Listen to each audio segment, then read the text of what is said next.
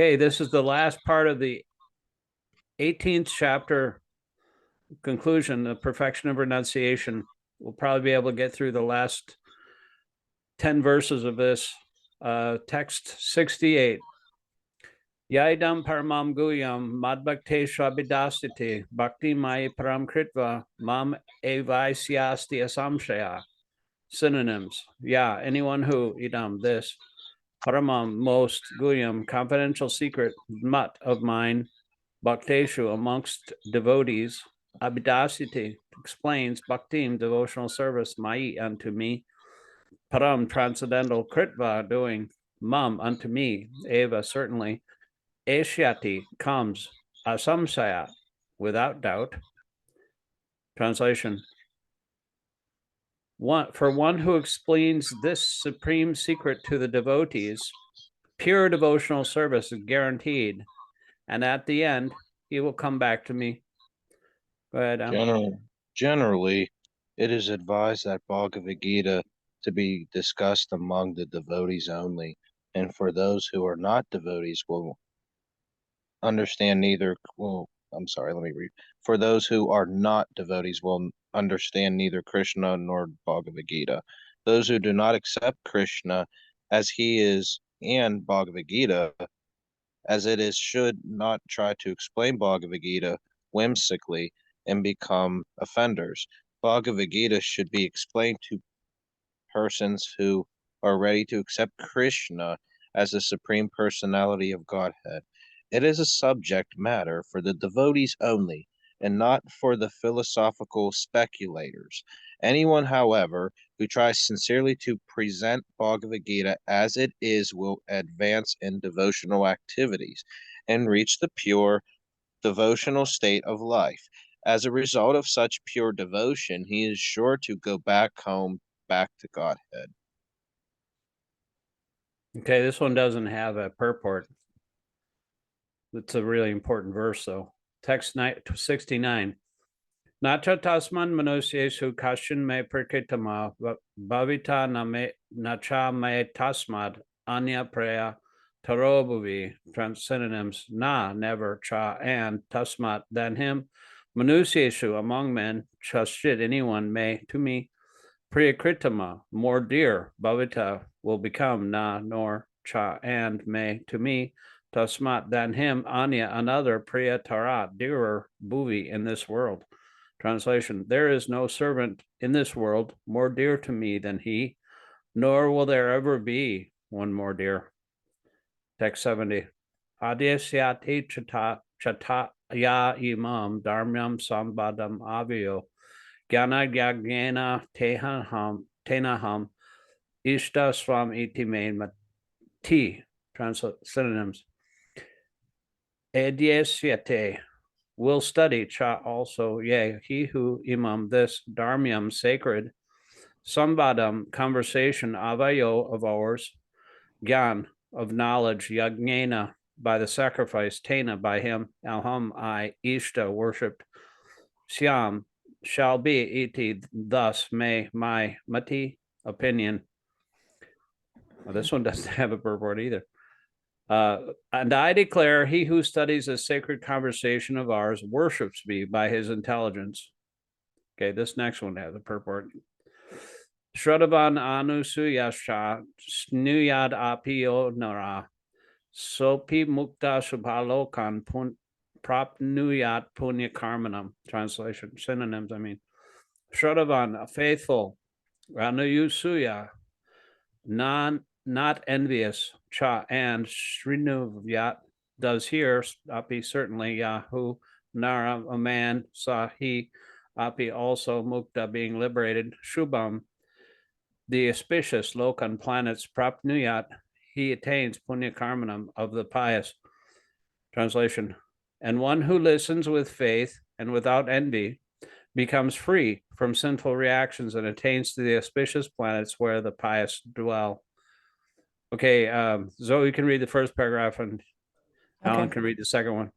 In the 67th verse of this chapter, the Lord explicitly forbade the Gita's being spoken to those who are envious of the Lord. In other words, Bhagavad-gītā is for the devotees only, but it so happens that sometimes the devotee of the Lord will hold open class, and in that class, not all the students are expected to be devotees. Why do such persons hold open class?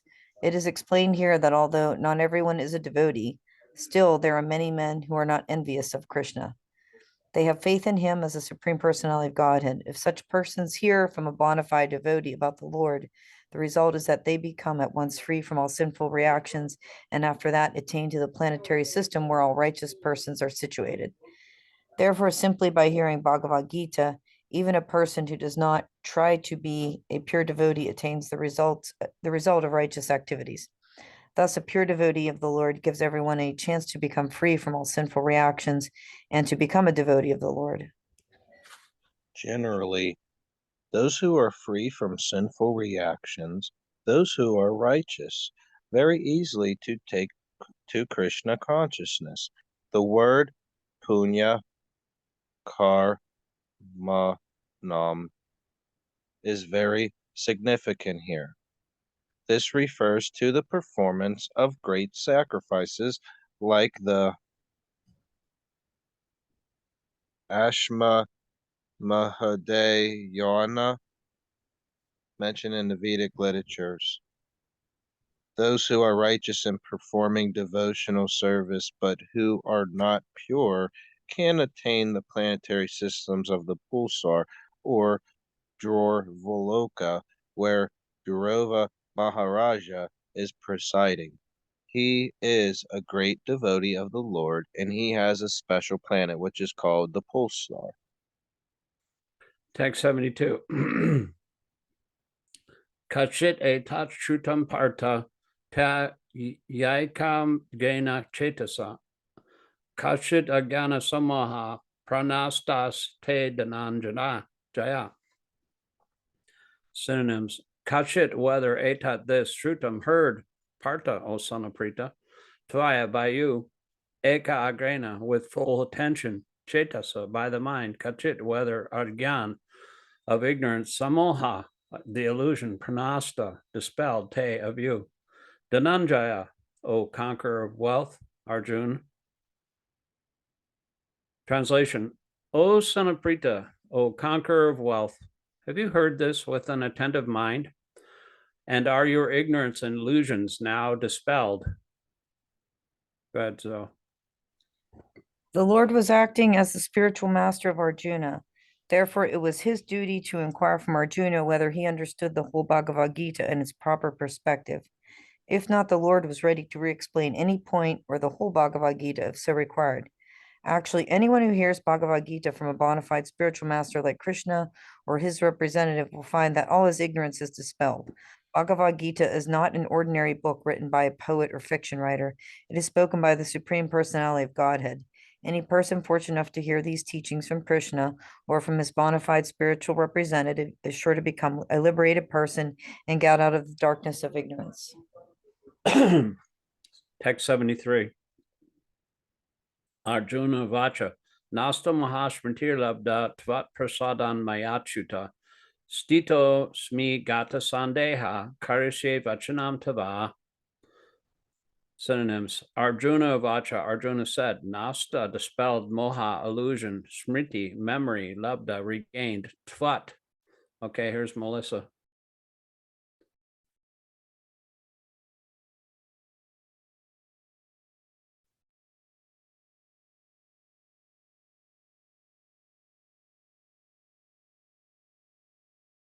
Melissa, can you hear me? I don't think she can hear us yet.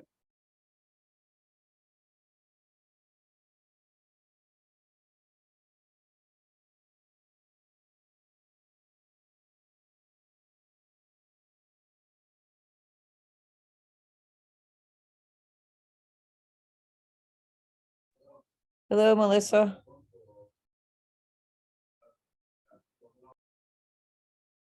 She is muted. Anyway, maybe she wants to. Melissa, do you want to be muted? Anyway, I guess we'll just continue on. I'll start from the synonyms again. Arjuna Vacha, Arjuna said, Nasta dispelled moha, illusion, smriti, memory, labda regained, tvat prasadat, by your mercy, Maya, by me, Achyuta, O infallible Krishna, Stita, situated asmi, I am, Gata, removed, Sandeha, all doubts, Karishye, I shall execute Vachanam order Tava, your. Translation. Arjuna said, my dear Krishna, O infallible one, my illusion is now gone. I have regained my memory by your mercy. I am now firm and free from doubt and prepared to act according to your instructions. You can read the first one, Alan, and Melissa, you can read the second one. If not, then Zoe can read it. The constitutional position of a living entity represented by Arjuna is that he has to act accordingly to the order of the Supreme Lord. He is meant for self-discipline. Shri Chaitanya Mahaprabhu says that the actual position of the living entity is that of the internal servant of the Supreme Lord. Forgetting this principle, the living entity becomes conditioned by material nature. By serving the Supreme Lord, he becomes a liberated servant of God. The living entity's constitutional position is to be the servitor. He has to serve either the illusory Maya or the Supreme Lord. If he serves the Supreme Lord, he is in his normal condition. But if he prefers to serve the illusionary external energy, then certainly he will be in a bondage. In illusion, the living entity is serving in this material world. He is bound by his lust and desires. Yet he thinks of himself as the master of the world. This is called illusion. When a person is liberated, his illusion is over and he voluntarily surrenders unto the Supreme to act according to his desires. The last illusion, the last snare of Maya to trap the living entity is the proposition that he is God. The living entity thinks that he is no longer a conditioned soul, but God. He is so unintelligent that he does not think that if he were God, then how could he be in doubt? That's how he does not consider. So that is the last snare of illusion. Actually to become free from the illusory energy is to understand Krishna, the Supreme Personality of Godhead, and agree to act according to his order. Yeah, I've heard it said that one thing in there where it says that an illusion, a living entity is serving in this material world. He's constitutionally the servitor, and he has to serve the illusory Maya or the Supreme Lord. If he prefers to serve the illusory external energy, certainly he'll be in bondage. Where was that according? Let's see. So yeah, the living entity thinks he's God. So it's said, there's a common saying that says, at least my spiritual master told me, said this: it's better to be the servant of the servant than the king of hell. Melissa, you want to read the next paragraph, or are you on mute here? Anyway, go ahead, Zoe. Zoe.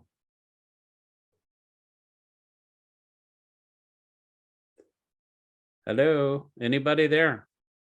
You have to unmute yourself. Sorry, I thought it was unmuted. The word moha is very important in this verse. Moha refers to that which is opposed to knowledge.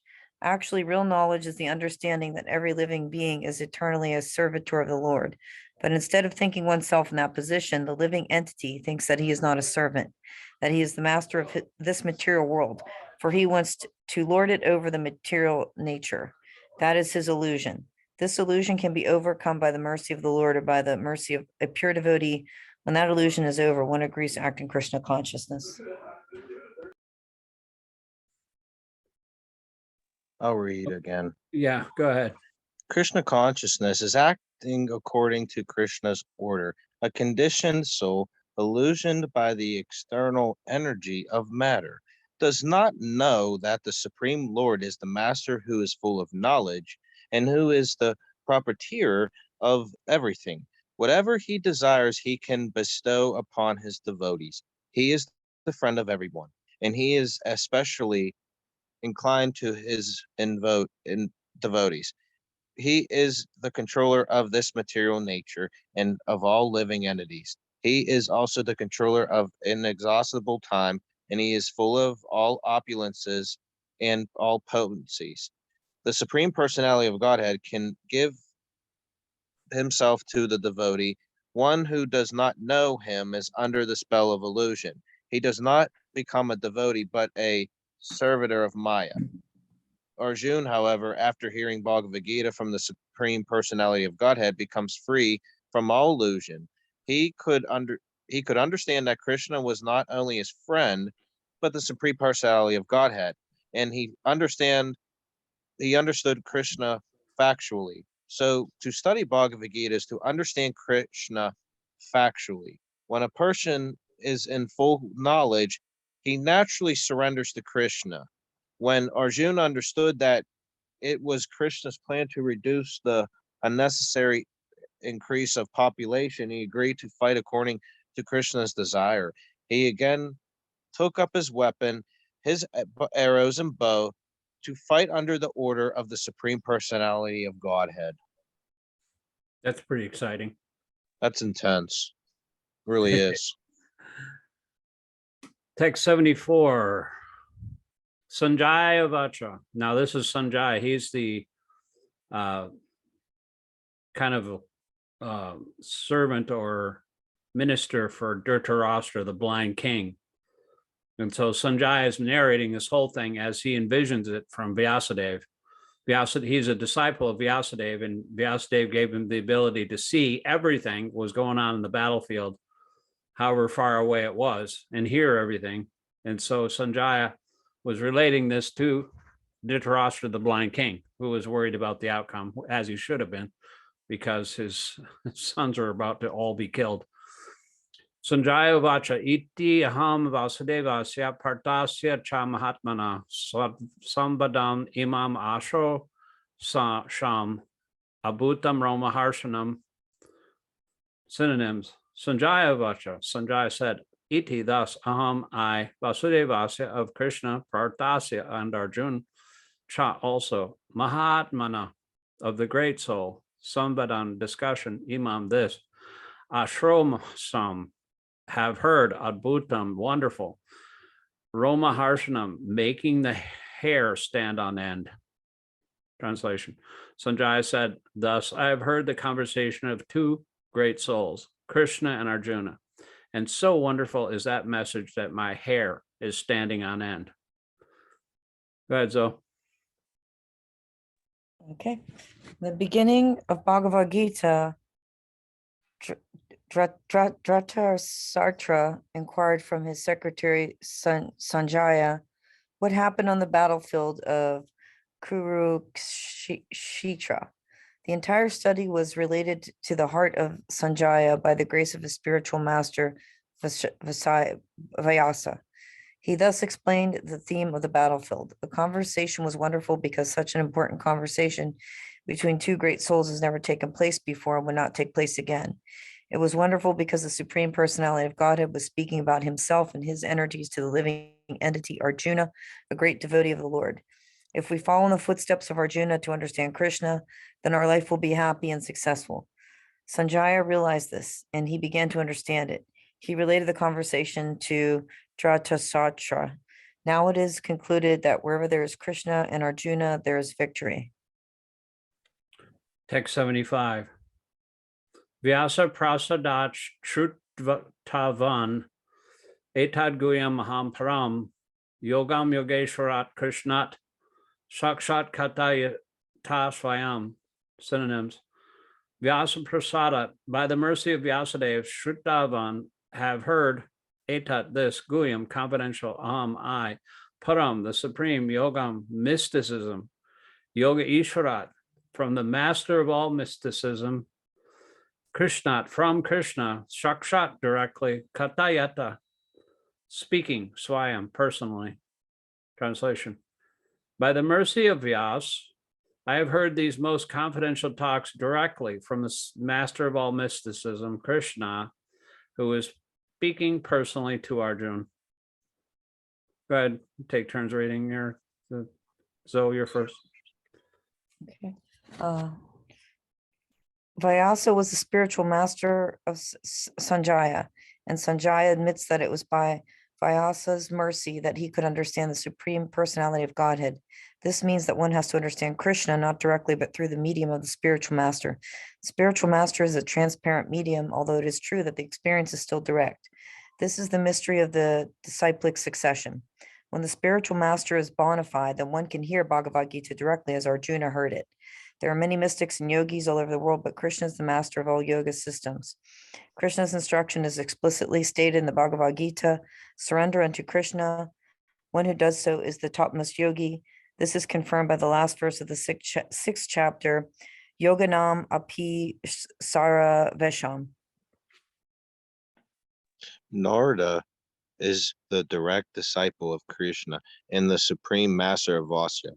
Therefore, Vyasa is a bona fide as Arjuna because he comes in the disciplic succession, and Sanjay is the direct disciple of Vasya.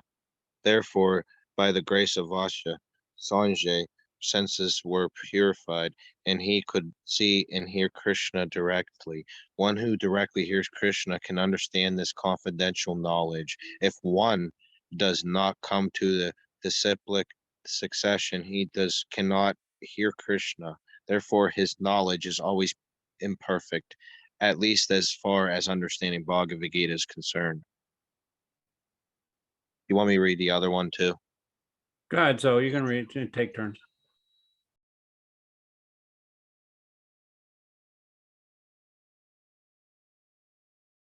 Sorry, I don't know why I unmuted. It keeps doing that. Bhagavad-gītā, all the yoga systems, karma yoga, jnana yoga, and bhakti yoga are explained. Krishna is the master of all such mysticism. It is to be understood, however, that as Arjuna was fortunate enough to understand Krishna directly, so by the grace of Vyasa, Sanjaya was also able to hear Krishna directly. Also, there is no difference between hearing directly from Krishna and hearing directly from Krishna via a bona fide spiritual master like Vyasa. The spiritual master is the representative of Vyasadeva also. Therefore, according to the Vedic system, on the birthday of the spiritual master, the disciples conduct the ceremony called Vyasa Puja. So Narada Muni is the spiritual master of Vyasa, and Vyas trained Sanjaya to understand what was going on the battlefield as it was being, or just hear and see what was going on. And so that they had, because he's the master of all mysticism, Krishna is, and Krishna can empower anyone to understand what's going on anywhere in the world, especially these spiritual masters like Vyasadeva. He knows everything actually, and he wrote the Vedas, and the Vedas say what's going on in the past, present, and future. In fact, he delineates all the incarnations of God, not only Krishna and Balaram, but also the ones in the future that would come after Krishna, like Buddha. He predicted the name. He didn't predict, he knew it. He knew that Buddha would come like 2,000 or 3,000 years later, and he would appear in such and such province in India, and he would go by such and such a name, and he would have his father's name, and everything was all written down by Vyasadeva. So this is how much accurate these Vedic scriptures are. And Narada Muni taught him, to write. He instructed him how to write the essence of the Bhagavatam, Vyasa, when he started, we're going to do the Bhagavatam next, I think. And the Bhagavatam was written by Vyasadeva. This book is spoken by Krishna. The next book will be about Krishna. The Shruti and the Smriti. So this book, the Srimad Bhagavatam, is supposed to be the best book in the world. All the saints and sages say this. And it's really nectar, and you can read it so many times, and you can read each verse so many times. Like the spiritual master of Prabhupada gave a class on the first verse of the Srimad Bhagavatam for a month. An entire month he gave a class on the first verse. There's 17,000 verses in that book. And so Narada Muni he taught him, Vyasa was unsatisfied with the Bhagavatam because he was writing about fruitive activity and how to gradually develop the living entities to the point of where they can understand Krishna, but he wasn't really speaking about Krishna directly. And Narada Muni, he felt kind of bad about the Bhagavatam to that point. And so Narada Muni instructed, you haven't really discussed Krishna directly. You should do that. And so he wrote the Bhagavatam, and I'm just reading a part from the 10th canto. You know, it says that Krishna is the master of mysticism, just like in Vyasa, all his disciples are also mystic yogis, and they can see and hear everything. But even though Narada was the master of all mysticism, he was amazed that Krishna married 16,000 women. He rescued 16,000 women from this demon who had captured them all and locked them up, from all these kings from all over the world. And Krishna killed the demon and rescued them, and he married them all. And each one of them had her own palace. And each one of them had direct connection with Krishna all day, every day. And it was the same Krishna, but in a different form, even at different times of the day. Like like Rukmini would be in her palace and they would be playing chess or something.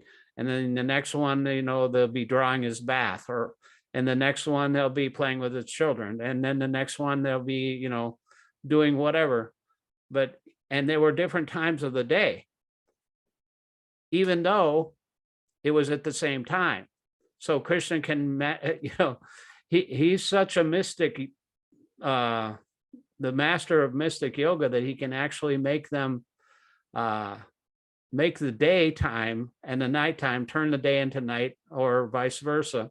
And so Narada Muni went into each and every palace, and he, you know, first one was Rukmini, and then, you know, he saw him do that, and then he was just amazed. And he went into Satyabhama's palace, and you know, Krishna said, how can we serve you? And, you know, when did you get here? You know, as if he didn't know. He knew exactly what was going on, but, you know, Krishna didn't even say anything. He just turned around and left, and he went to the next palace because he wanted to see it all happening, because he was just amazed. He was like dumbstruck by all this. And even though he has the ability to divide himself, like people like, Narada Muni has the ability, but nobody can do it like Krishna. He was the same person, yet he was divided 16,000 times to all these 16,000 different women that were in their own palaces that were made of crystal and silver, you know, with huge emeralds in the walls and jeweled lamps. And it's just so beautiful. And then, you know, he went into a lot of those. I don't know if he went into all of them, but he just wanted to witness it, even though he probably knew a little bit of what was going on, but even he couldn't fathom what was going on exactly. So he wanted to personally experience it. So that is how much of a master of yoga Krishna is. We only got a couple more here, and we got about 7 minutes left, and I'll open it up for questions after this.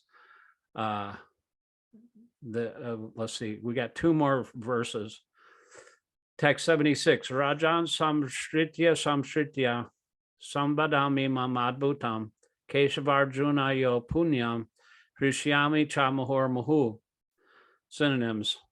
Rajan, O king, samstritya, remembering, samsmritya, remembering, sambadam, message, idam, this, adbhutam, wonderful, Keshava of Lord Krishna, Arjuna, and Arjuna, punyam, pious, rishyami, I am taking pleasure, cha, also, mahu, repeatedly. Translation. O king, as I repeatedly recall this wondrous and holy dialogue between Arjuna, Krishna and Arjuna, I take pleasure, being thrilled at every moment. Whose turn is it? Mine. Okay. The understanding of Bhagavad-gītā is so transcendental that anyone who becomes conversant with the topics of Arjuna and Krishna become righteous, and he cannot forget such talks. This is the transcendental position of spiritual life. In other words, one who hears the Gita from the right source, directly from Krishna, attains full Krishna consciousness. The result of Krishna consciousness is that one becomes increasingly enlightened, and he enjoys life with a thrill, not only for some time, but at every moment. Text 77. Tachcha samsritya rupamati adbhutam hare vishmayo me mahan rajan Rishyami cha puna. Synonyms. Tat, that, cha, also, samsmritya, remembering, samsmritya, remembering, rupam, form, ati, greatly, adbhutam, wonderful, hare, of Lord Krishna, vishmaya, wonder, my mahan, great, rajan, O king, Hrishyami, I am enjoying, cha, also, puna, repeatedly. Can we just read that? Do we just read that? Wait, go down to the. Oh, okay. No, we We hadn't didn't. read that. So, O king, as I remember this wonderful form of Lord Krishna, I am struck with wonder more and more, and I rejoice again and again. That's because he said samsmritya twice in both verses. Go ahead, Zoe. It appears that Sanjaya, also by the grace of Vyasa, could see the universal form Krishna exhibited to Arjuna. It is, of course, said that Lord Krishna had never exhibited such a form before. It was exhibited to Arjuna only, yet some great devotees could also see the universal form of Krishna when it was shown to Arjuna, and Vyasa was one of them. He is one of the great devotees of the Lord, and he is considered to be a powerful incarnation of Krishna. Vyasa disclosed this to his disciple Sanjaya, who remembered that wonderful form of Krishna exhibited to Arjuna and enjoyed it repeatedly.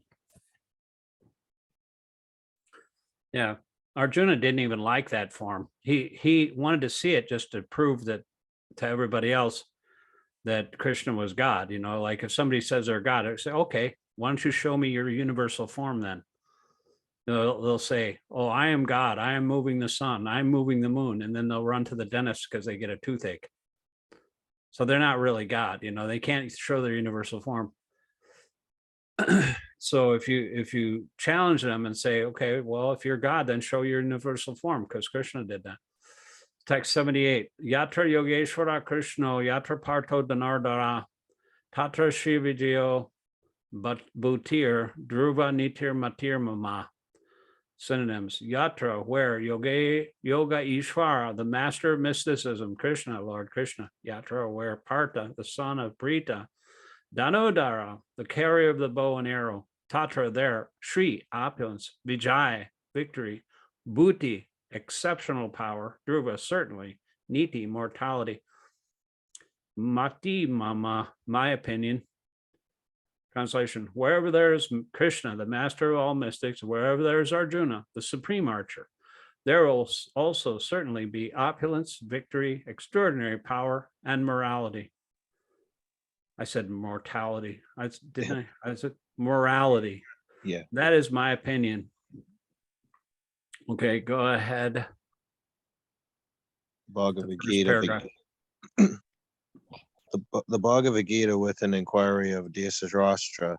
He was hopeful of the victory of his sons, assisted by great warriors like Bhishma, Drona, and Karna. He was hopeful that the victory would be on his side. But after describing the scene of the battlefield, Sanjay told the king, "You are thinking of victory. But my opinion is that where Krishna and Arjuna are present, there will be all good fortune. He directly confirmed that Śikṣāṣtaka could not expect victory for his side. Victory was certain for the side of Arjuna because Krishna was there. Krishna's acceptance of the post of charioteer for Arjuna was an exhibition of another opulence. Krishna is full of all opulences, and renunciation is one of them. There are many instances of such renunciation, for Krishna is also the master of renunciation. Go ahead, Zoe, real quick. Actually, we have a lot. We're not going to finish this in time, Okay. but I guess we'll just stop here then and read the next time. But anybody have any questions? I have one. So if you do like chant and you do like for myself, I go to work and you put music like a chant on, a mantra on, or Krishna subliminals and so forth, and then you do go to work for 8 hours, but you might not be Krishna consciousness for 8 hours, but right when you get back in the car, you'll chant again, and you'll be at home and you have all these pictures and incense and stuff. For that 8 hours, is that like kind of you're just in the mode? Like, you know what I'm saying? Are you still like not, you're still in Krishna consciousness, you're just in a different mind frame? Well, everybody has different subliminal things. If you're churning the instructions of the spiritual master and churning even silently, you can chant. Even at work, you can chant.